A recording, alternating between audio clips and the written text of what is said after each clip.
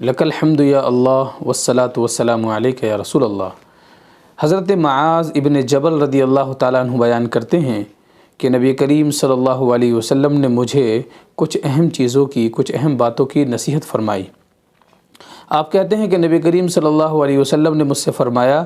کہ اللہ تعالیٰ کے ساتھ کسی چیز کو شریک نہ کرنا، اگرچہ تمہیں قتل کر دیا جائے یا جلا دیا جائے۔ حضرت حکیم لقمان رحمۃ اللہ علیہ اپنے بیٹے کو نصیحت فرماتے ہوئے کہتے ہیں کہ یا بنی لا تشرک باللہ ان الشرک لظلم عظیم، اے میرے بیٹے تم اللہ کے ساتھ کسی کو شریک نہ ٹھہرانا، کیونکہ شرک بہت بڑا گناہ ہے۔ حضرت عبداللہ ابن مسعود رضی اللہ تعالی عنہ سے روایت ہے کہ رسول اللہ صلی اللہ علیہ وسلم نے فرمایا، جو اس حال میں فوت ہو کہ اللہ تعالیٰ کے ساتھ کسی کو شریک ٹھہراتا ہو تو وہ مرنے والا شخص جہنم میں داخل ہوگا۔ حضرت عبداللہ بن مسعود رضی اللہ تعالیٰ عنہ کہتے ہیں کہ اس کا مطلب یہ ہے کہ جو شخص اس حال میں فوت ہو، اس حال میں انتقال کرے کہ اللہ تعالیٰ کے ساتھ کسی کو شریک نہ ٹھہراتا ہو تو وہ جنت میں داخل ہوگا۔ یعنی اللہ رب العزت کے ساتھ شرک کرنا، اللہ تعالیٰ کے ساتھ کسی کو شریک ٹھہرانا جہنم میں جانے کا سبب ہے، اور اللہ تعالیٰ کے ساتھ کسی کو شریک نہ ٹھہرانا یہ جنت میں جانے کا سبب ہے۔ رسول اللہ صلی اللہ علیہ وسلم نے دوسری نصیحت حضرت معاذ بن جبل کو فرمائی کہ تم اپنے والدین کی نافرمانی نہ کرنا۔ اگر کوئی ایسے کام کا حکم دیں جو شریعت کے خلاف ہو، دین اسلام کے خلاف ہو، تو ایسی صورت میں ماں باپ کا کہنا ماننا اولاد کے اوپر ضروری نہیں ہے۔ اگر ایسے کام کا حکم دیں جو دین اسلام کے احکام کے مطابق ہو، مزاج کے مطابق ہو، تو ایسی صورت میں اولاد پر والدین کا کہنا ماننا، ان کی اطاعت کرنا ضروری ہو جاتا ہے۔ ارشاد باری تعالیٰ ہے، لا تعبدون الا اللہ وبالوالدین احسانا، اللہ کے سوا کسی کی عبادت نہ کرو اور والدین کے ساتھ حسن سلوک کرو، ان کے ساتھ اچھائی سے پیش آؤ، ان کے ساتھ اچھے انداز سے، اچھے ڈھنگ سے بات کرو، ایسا لہجہ اختیار نہ کرو جو ان کے دل کو ٹھیس پہنچانے والا ہو۔ حضرت عبداللہ ابن عمر رضی اللہ تعالیٰ عنہ بیان کرتے ہیں کہ میں نے رسول اللہ صلی اللہ علیہ وسلم کو فرماتے ہوئے سنا کہ جنت میں داخل نہیں ہوگا احسان جتلانے والا، والدین کا نافرمان اور مستقل شراب پینے والا۔ تین لوگوں کو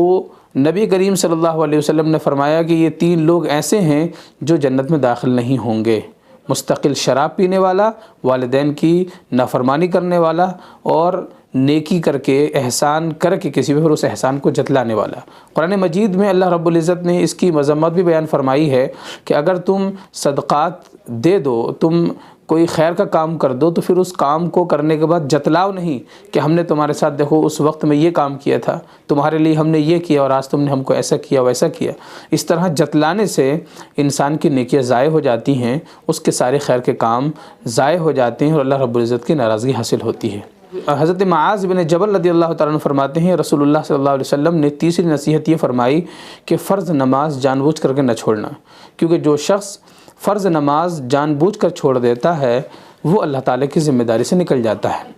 حضرت جابر رضی اللہ تعالیٰ عنہ نے نبی کریم صلی اللہ علیہ وسلم کو یہ فرماتے ہوئے سنا کہ نماز کا چھوڑنا بندہ مومن اور شرک و کفر کے درمیان کی دیوار کو ڈھا دیتا ہے۔ اس لیے ہم تمام لوگوں کو چاہیے کہ فرض نماز کا اہتمام کریں اور جان بوجھ کر فرض نماز کو چھوڑنے سے احتراز کریں اور کوشش کریں کہ نماز کی پابندی کریں۔ چوتھی نصیحت رسول اللہ صلی اللہ علیہ وسلم نے فرمائی، شراب نہ پینا، کیونکہ یہ ہر برائی کی جڑ ہے۔ شراب ام الخبائث ہے۔ دوسری حدیث میں حضرت ابو امامہ رضی اللہ تعالیٰ عنہ سے روایت ہے، رسول اللہ صلی اللہ علیہ وسلم نے فرمایا،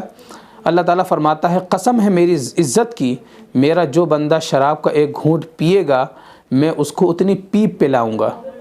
اور جو بندہ میرے خوف سے شراب پینا چھوڑ دے گا میں اس کو حوض قدس سے پلاؤں گا۔ رسول اللہ صلی اللہ علیہ وسلم نے اس حدیث کے ذریعے سے پیغام دیا کہ شراب پینا انسان کو نہ صرف یہ کہ اللہ رب العزت سے ناراض کرنے کا سبب بنتا ہے، بلکہ قیامت کے دن ایسا شخص اللہ تعالیٰ کے عذاب اور اس کی سزا کا مستحق ہوگا، اور اگر وہ اللہ تعالیٰ کے خوف سے ترک کر دیتا ہے تو اللہ تعالیٰ کے انعام و اکرامات کا مستحق ہوگا۔ رسول اللہ صلی اللہ علیہ وسلم نے حضرت معاذ سے پانچویں نصیحت یہ فرمائی کہ اللہ تعالیٰ کی نافرمانی نہ کرنا، کیونکہ نافرمانی کی وجہ سے اللہ تعالیٰ کی ناراضگی آتی ہے، اللہ تعالیٰ کی ناراضگی حاصل ہوتی ہے۔ حضرت عبداللہ ابن عمر رضی اللہ تعالیٰ عنہ بیان کرتے ہیں کہ ایک شخص نے عرض کیا، یا رسول اللہ کون سی ہجرت سب سے افضل ہے؟ آپ صلی اللہ علیہ وسلم نے فرمایا تم اس چیز کو چھوڑ دو جو اللہ تعالیٰ کے نزدیک بری ہے۔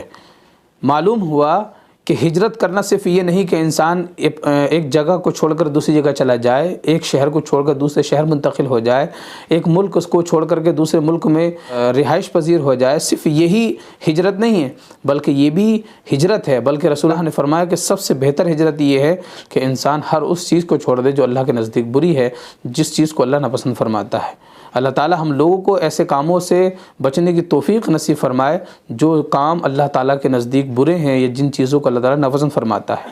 چھٹی نصیحت نبی کریم صلی اللہ علیہ وسلم نے حضرت معاذ کو جو فرمائی وہ یہ ہے، آپ نے فرمایا کہ اے معاذ اپنے گھر والوں پر اپنی حیثیت کے مطابق خرچ کرو،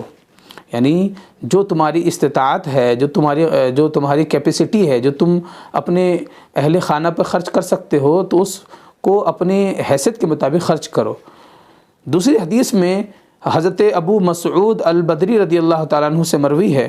وہ بیان کرتے ہیں کہ نبی کریم صلی اللہ علیہ وسلم نے فرمایا جب آدمی اپنے گھر والوں پر ثواب کی نیت سے کچھ خرچ کرے تو یہ اس کے لیے صدقہ بن جاتا ہے۔ اللہ اکبر! اگر ہم اپنے خود اہل خانہ پر، اپنے والدین پر، بہن بھائیوں پر، عزیز و اقارب پر، دوست و احباب پر اگر ہم اپنی جیب سے کچھ خرچ کر رہے ہیں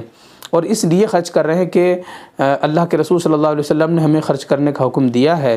اور یہ ایک اچھا اور خیر کا کام ہے، تو یہ خرچ کرنا بھی ہمارے لیے صدقہ بن جاتا ہے، اللہ تعالیٰ کے نزدیک ثواب کا باعث بنتا ہے۔ تو ہمیں چاہیے کہ ہم اپنے اوپر بھی خرچ کریں، اللہ دے تو اپنے والدین اہل خانہ پر خرچ کریں، احباب پہ خرچ کریں، اور اللہ رب العزت ہمیں ان تمام نصیحتوں پر نبی کریم صلی اللہ علیہ وسلم نے جو حضرت معاذ سے فرمائی ہیں ان تمام نصیحتوں پر عمل کرنے کی توفیق نصیب فرمائے۔ وما علینا الا البلاغ المبین۔